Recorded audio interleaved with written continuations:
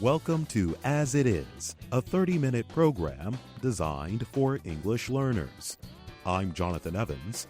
And I'm Ashley Thompson. This program is aimed at English learners, so we speak a little slower and we use words and phrases especially written for people learning English. We also explain words and language rules, all while bringing you stories and information from around the world.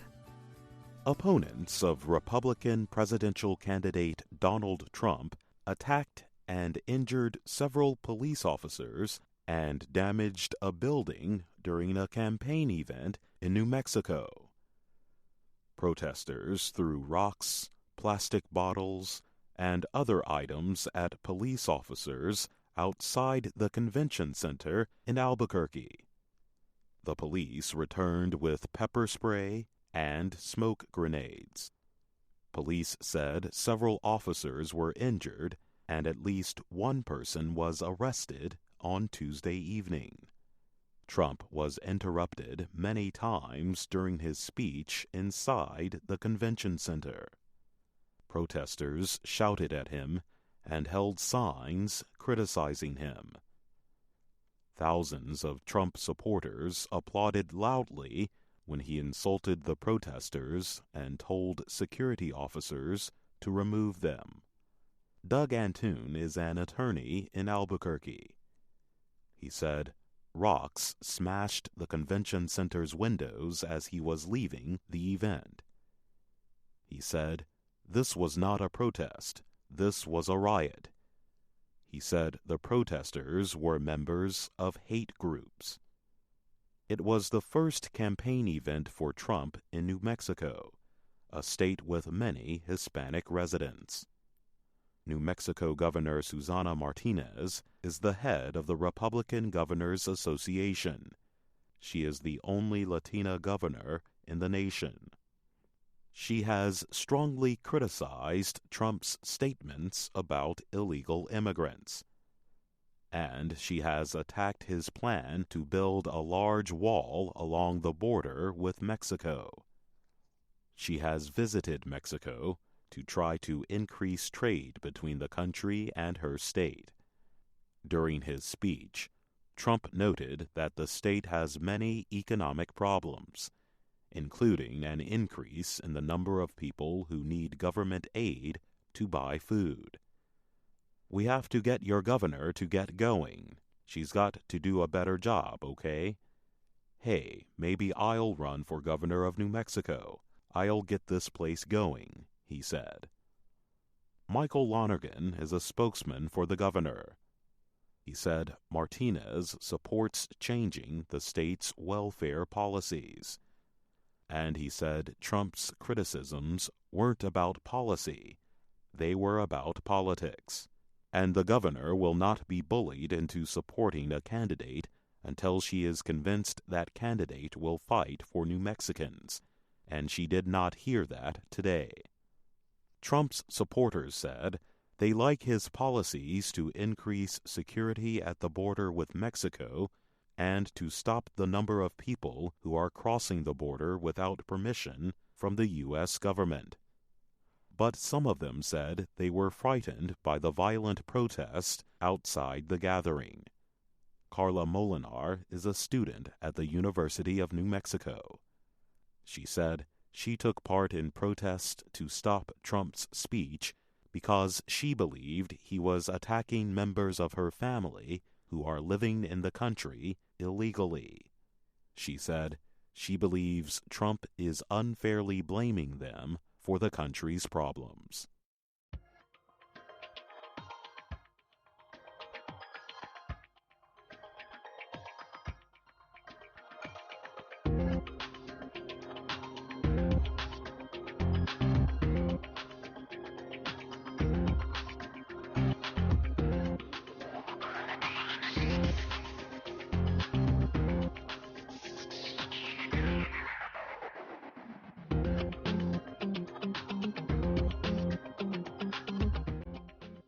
Learning a new language is not easy. But an Egyptian in Washington, D.C. says he knows how to make it less difficult. Tamer El-Sharkawi teaches Arabic to children. He says that the magic key to teaching language is culture. El-Sharkawi came to Washington through the State Department's Teachers of Critical Languages program.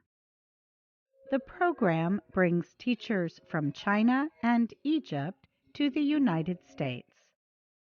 One of the goals of the program is to help American students learn Chinese and Arabic. The program helps the teachers and students learn about the cultures of other countries. El-Sharkawi says learning languages helps students learn more about the world. Some parents reached out with me because they wanted to know how to deal with their children here in Washington, D.C. about those kinds of stuff like the Islamophobia. How can they are not Muslims, but they want to teach their children something correct about this topic. So this is the other part that we are doing. Spanish is the native language of many of El-Sharkawi's students at Cook Elementary School. So many of them are learning English and Arabic at the same time. Flora Larenman teaches English at Cook Elementary. She helped the school become a part of the Critical Languages program. She says learning 2 languages at the same time helps the children learn faster.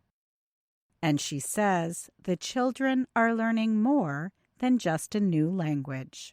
I really believe in students having a global education and an international outlook. El-Sharkawi says he is also learning about the world. He has explored the local Muslim community and the many cultures in Washington. I think Washington, D.C. is like the most fantastic place for anyone from any nationality to be here. Lots of colors, lots of religions. El-Sharkawi says he knows that the children at the school, some of whom are as young as 5 years old, might not remember all of the Arabic words he teaches them. He says they might even forget his name. But he says he hopes that they will always remember him as a teacher they liked and respected. I'm Katie Weaver.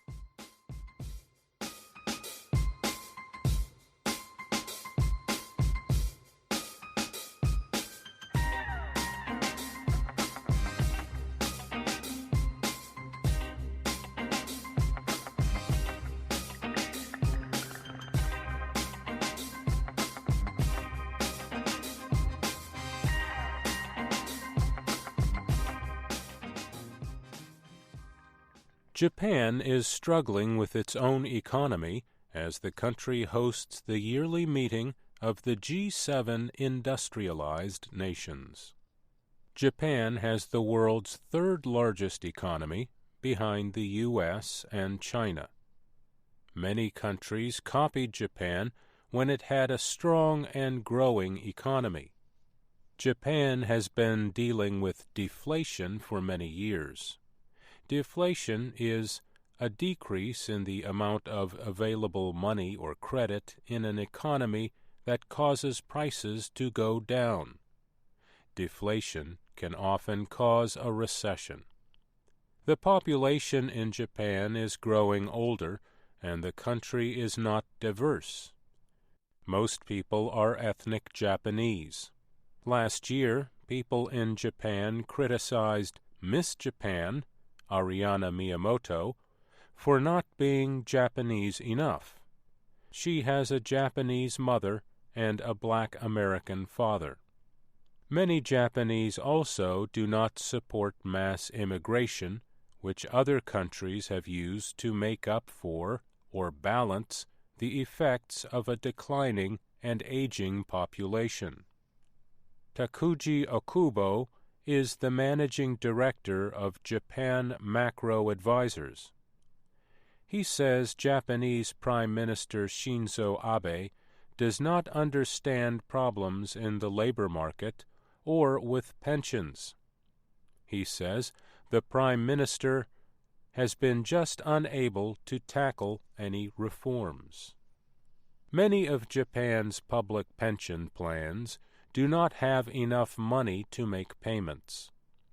This has caused many families to believe the plans will fail, so they save a lot of money. The average Japanese family has about $164,000 in savings. That is much higher than families in other developed countries. Young Japanese workers in their first jobs do not earn a lot of money, so they do not have much to spend. And people who are retired and have savings are worried about their monthly payments, so they are not spending money either. Manabu Goto operates a small 50-year-old food store in Tokyo. Goto has opened the store on weekends and added more products. He wants to attract more customers and convince them to spend more money. However, he says the policies of the Prime Minister have failed to get citizens to spend because people are uncertain about the future. So the government needs to try something else. Martin Schultz is a senior economist at the Fujitsu Research Institute. He says the Japanese market is shrinking overall. It makes it very difficult to get it moving again. This requires some major structural changes, and these take time. Among the needed changes, he says, are to open the economy, to change the structure of the farming industry, and to help Japanese companies invest in Southeast Asia. He says these changes will help the Japanese economy improve over a 10 to 15-year period. William Saito is an advisor for the Japanese cabinet. He says it's just confidence. If you look at the last 20 years, the economic fundamentals, the infrastructure, government politics, these things haven't actually changed. Shin Fukushige is a managing director for the technology company Seiko Wave. He says there has been a huge improvement in psychology in the past 10 years. But it is difficult for many Japanese who begin new businesses to convince workers to join their companies. Many of Japan's large companies were created many years ago, but many large and successful companies in the United States were created in the past 20 or 30 years, including Apple and Google. This has helped the American economy grow. Experts are asking how to help Japan's old and slow-moving economy grow. Some of them believe actions have already been taken that will show results in the years ahead. After the G7 meeting this week, many people will closely watch the actions of the Bank of Japan. The bank's leaders want people to wait a few more months for recent government measures to take effect. If these measures are not successful, the bank could take strong action. Some experts hope the bank will place fees on savings and force companies to sharply increase wages. However, the other G7 nations do not want Japan's government to lower the value of its currency, the yen. That would make the country's exported products less costly and could hurt the economies of other countries. I'm Mario Ritter.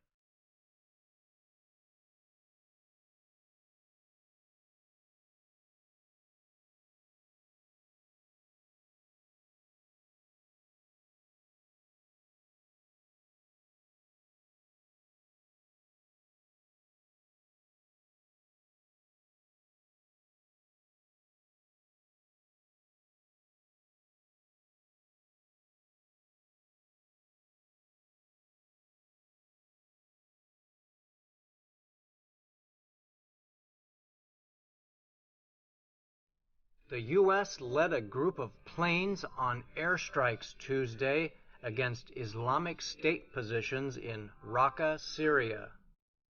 A British-based monitoring group, the Syrian Observatory for Human Rights, said the attacks targeted IS on the outskirts of the city. This could have been to avoid civilian casualties, although civilian deaths were reported. IS has declared Raqqa its capital in Syria. Political activists in Raqqa say Islamic State is using innocent people as human shields. They say IS places fighters and weapons in civilian housing. The reports come a day after a group of Syrian militias, backed by the U.S., moved against IS north of Raqqa. The Kurdish-led Syrian Democratic Forces announced the move in a video posted online. The SDF are made up of at least 25,000 Syrian Kurds, as well as 5,000 to 6,000 Syrian Arabs. The new push against IS is on areas north of Raqqa, not the city, a senior commander for the U.S. allied group told VOA. The SDF commander said his troops were moving with tanks and other heavy weapons toward areas north of Raqqa. The Syrian Observatory for Human Rights also reported intense fighting between SDF and IS forces around villages about 56 kilometers north of Raqqa. Colonel Steve Warren is a spokesman for the U.S.-led coalition fighting Islamic State. He said the coalition will support SDF, but U.S. Special Forces are giving assistance and advice, not fighters. U.S. officials have downplayed expectations that forces will be able to capture Raqqa anytime soon. A European diplomat told VOA the plan is to surround much of Raqqa and capture villages north, west, and south of the city. Hussam Isa, from Raqqa is being slaughtered silently, said most civilians have fled those towns for Raqqa.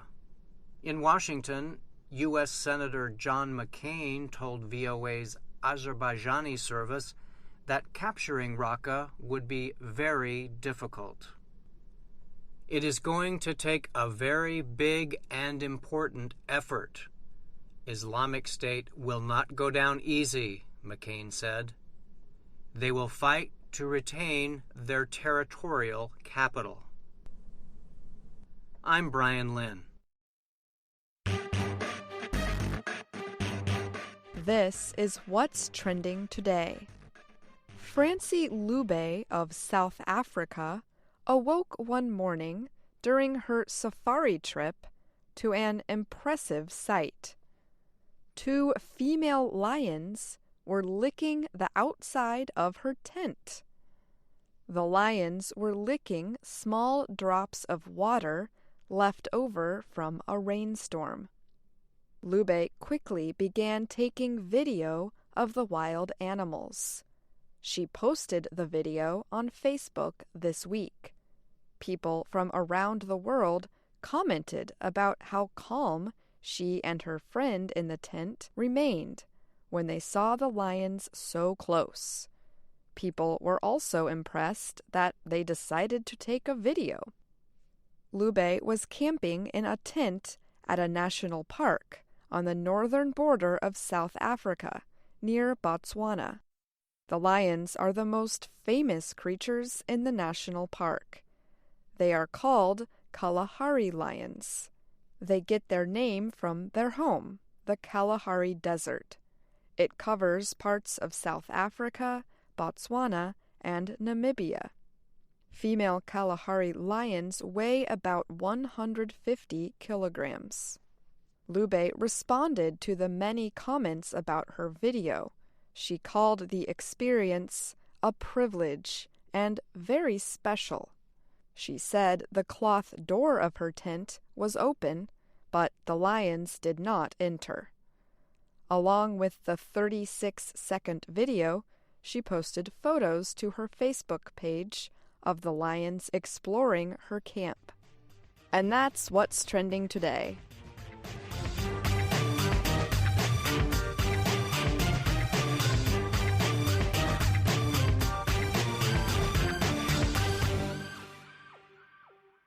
Last week, Google held a conference where the company announced what it has planned for the coming months. Google's 2016 I/O conference for software developers took place in Mountain View, California. The event was held just a short distance from Google's headquarters. This year, the company talked about combining mobile and search products with new services, other products, and application programs, better known as apps. Google Assistant is an example. Google Assistant is a service designed to help users get things done. It learns about you through your questions, as if you were talking to a person who knows you.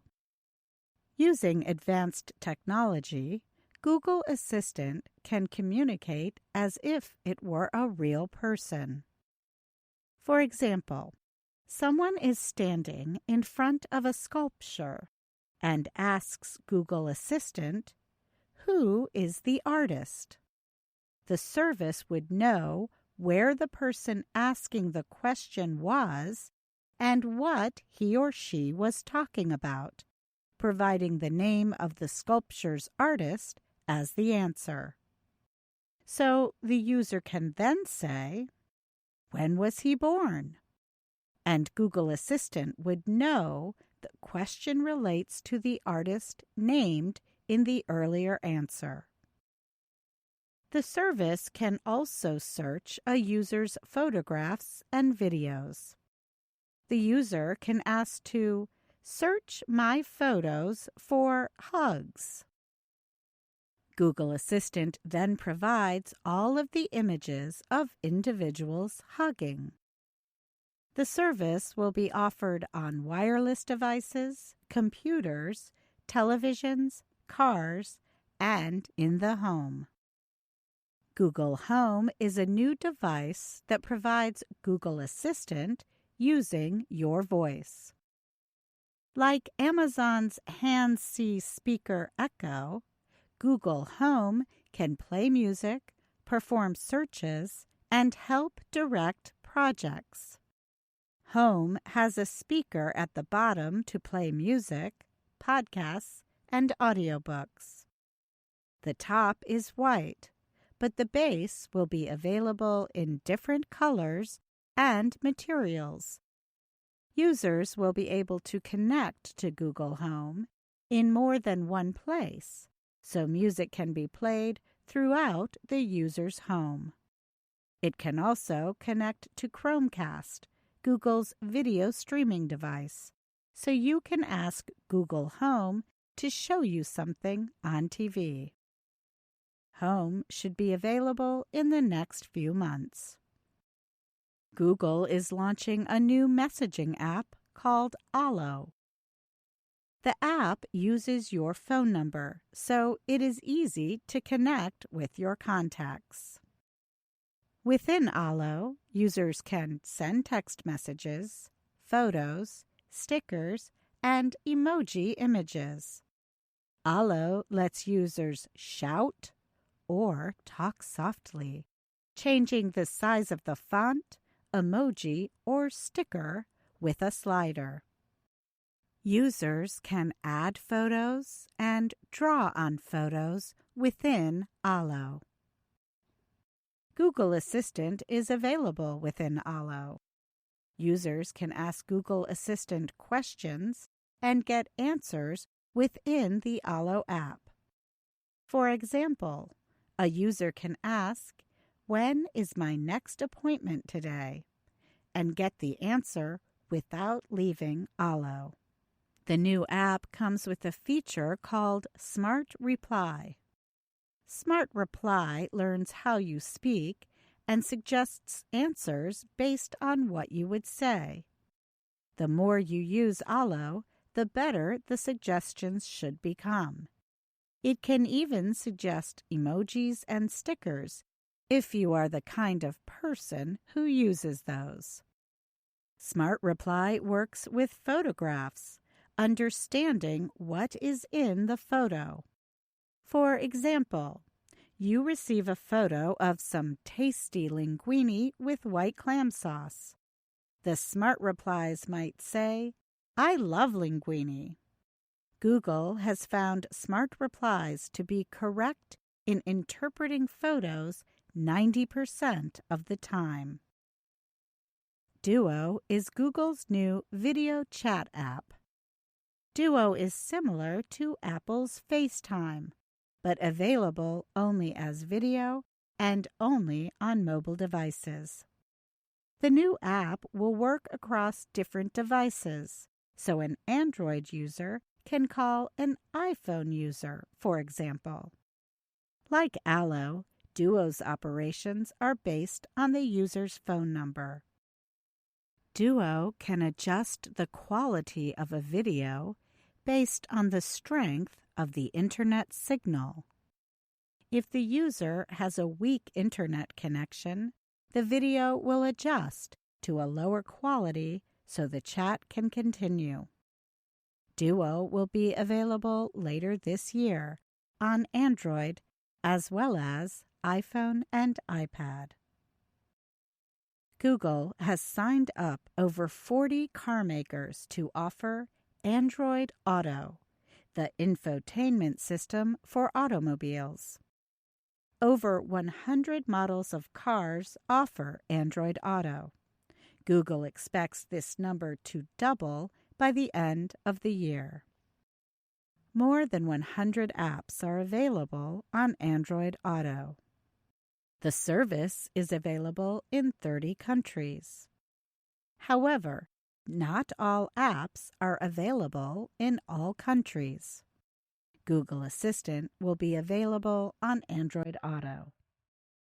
OK Google will be coming to Android Auto, so you can use your voice to start a search. The Google Traffic app Waze soon will be available in Android Auto to provide real-time traffic and driving information. Google is also working on connecting phones wirelessly to Android Auto. I'm Katie Weaver. And that's our program for today. Listen again tomorrow to learn English through stories from around the world. I'm Jonathan Evans. And I'm Ashley Thompson.